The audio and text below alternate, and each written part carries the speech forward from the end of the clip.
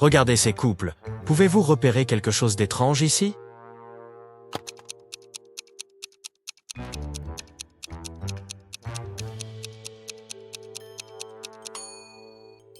On dirait que la seule vraie femme est celle de droite. Elle a l'air furieuse, mais elle est authentiquement humaine. En attendant, la femme de gauche est sûrement un robot. Regardez simplement ses jambes. L'argent de la banque locale a été dérobé en plein jour, mais personne ne s'en est rendu compte. Plusieurs jours plus tard, le coffre où l'argent était stocké a été retrouvé complètement vide. Il n'y avait qu'un seul note qui disait « Sept en 8 ». La police a arrêté trois suspects, Bill, Jeff et Cody, mais les policiers ne savaient pas lequel d'entre eux était coupable. Ils ont donc fait appel à un célébré détective pour résoudre cette mystérieuse affaire. Est-il parvenu à déchiffrer la note immédiatement? Pouvez-vous en faire autant?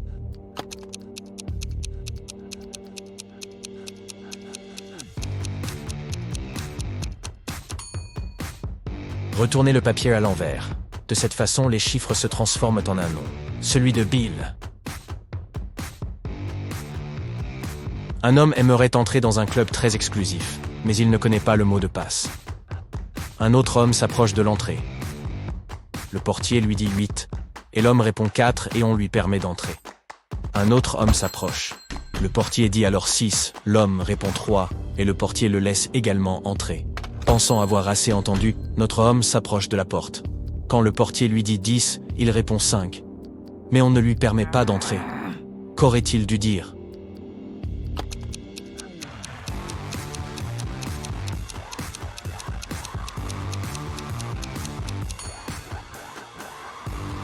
La bonne réponse est le nombre de lettres comprises dans le mot que dit le portier.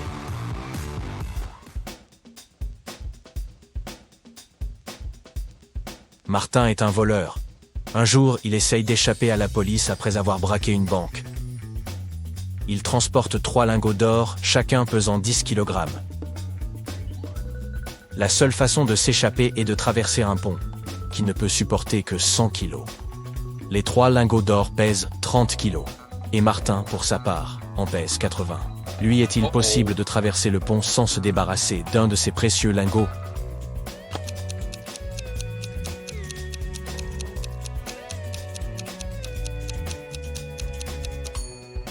Martin n'a pas le temps de laisser un lingot d'or pour revenir le récupérer plus tard. Alors, la seule solution serait de faire voler les lingots. Pour y parvenir, Martin n'a qu'à jongler. De cette façon, seuls 2 lingots à la fois ajouteront un poids supplémentaire au pont, tandis qu'un 3e restera toujours en l'air. Et voilà, 80 plus 10 égale 100, donc le pont peut tout à fait supporter ce poids. Néanmoins, Martin se loupe complètement, car il n'a pas fait l'école du cirque, et la police finit par arrêter son homme. Un voleur pénètre dans une boutique haut de gamme et force la caissière du magasin à ouvrir le coffre-fort. La caissière lui explique « Le code du coffre-fort est différent chaque jour. Et si vous me faites du mal, vous ne l'obtiendrez jamais. » Mais notre voleur parvient à deviner le code par lui-même. Comment a-t-il fait?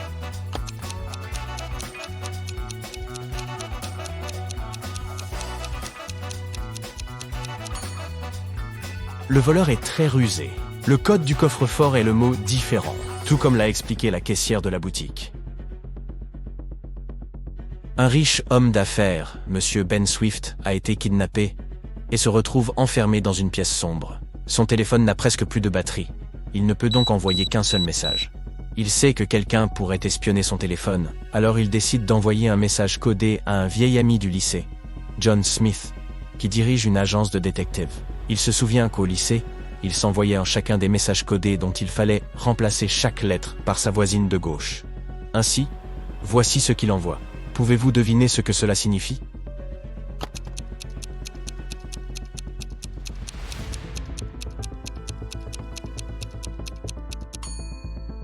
Ce n'est pas du charabia. Une fois que vous le déchiffrez, le message se lit « comptable ».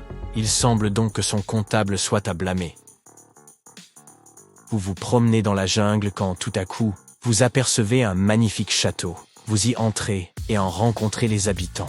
Il est difficile de savoir s'ils sont amicaux ou non, mais regardez plutôt, ils viennent de vous apporter à manger.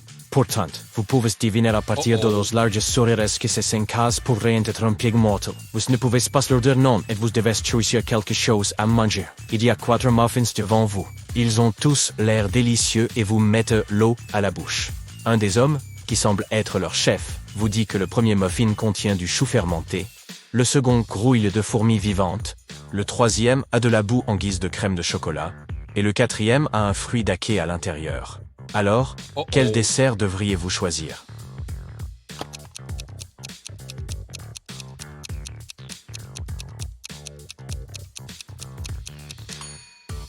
Un muffin avec du chou fermenté peut sembler bizarre, mais il est sûr à manger. Peut-être avez-vous déjà mangé du chou fermenté, alias kimchi, auparavant? C'est un délice. Pour ceux qui aiment les nourritures exotiques, le quatrième muffin fait également l'affaire. Le fruit de laqué est délicieux lorsqu'il est bien préparé. Quant aux muffins aux fourmis et à la boue, j'aime autant passer mon tour. Lucie travaille dans un salon de manucure. Ses services sont gratuits pour toute personne désirant prendre rendez-vous. Cependant, la plupart des gens finissent tout de même par la payer. Pourquoi donc?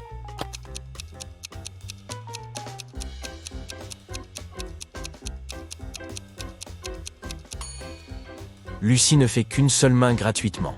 Ainsi, la plupart des gens qui viennent finissent par payer le plein tarif. Ils ne voudraient pas avoir l'air bizarre avec les ongles faits seulement sur une main.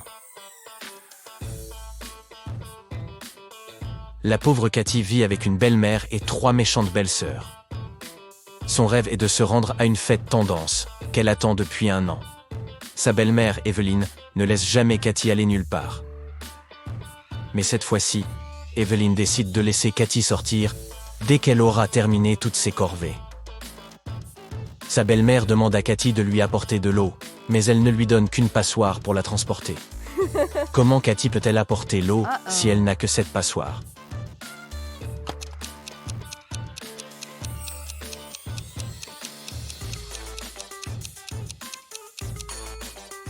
Cathy doit congeler de l'eau et la mettre dans la passoire. Elle prendra un certain temps pour fondre. Lorsqu'Evelyne recevra cette passoire remplie de glace, techniquement, elle sera encore remplie d'eau. Jérémy s'est perdu en conduisant. Alors il a trouvé la ville la plus proche, et a décidé de passer la nuit dans un motel. Après s'être enregistré, il se rend au restaurant. Soudain, toutes les lumières s'éteignent, et tout le monde s'endort. Le lendemain matin, Jérémy souffre d'un terrible mal de crâne, et il ne se souvient de rien. Regardez ces 2 photos. Elles ont été prises avant et après l'extinction des feux. Pouvez-vous deviner ce qui s'est passé?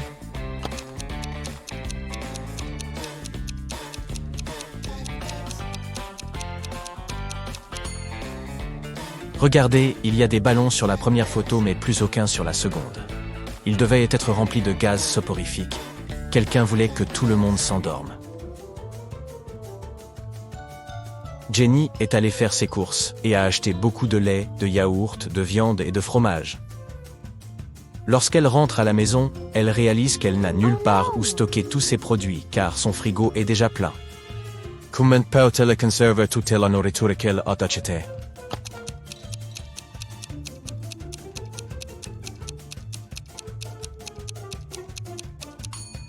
Jenny devrait revoir les choses dans son frigo. Regardez, il y a un paquet de riz, des chips et même des biscuits. Aucun de ces produits n'a besoin d'être conservé dans le réfrigérateur. Une fois qu'elle les en aura sortis, elle aura assez d'espace pour stocker les produits laitiers et la viande qu'elle a achetés. Twiggy a 2 cochons. Alex, quant à lui, a 2 loups. Et Tony a un poney. Ils se trouvent tous au bord d'une rivière aussi large que dangereuse. Il leur faut traverser, et il n'y a qu'un petit radeau à proximité. Mais ce n'est pas aussi simple qu'il n'y paraît. Il y a 5 règles que nos amis doivent suivre. La première règle, le radeau ne peut transporter que 2 d'entre eux. La seconde, seuls les humains peuvent ramer. La troisième, les cochons ne peuvent pas monter avec Alex à moins que Twiggy ne soit là. La quatrième règle, les loups ne peuvent pas monter avec Twiggy sans Alex. Et enfin, la 5e règle, le poney ne peut monter qu'avec Tony. Comment peuvent-ils tous traverser?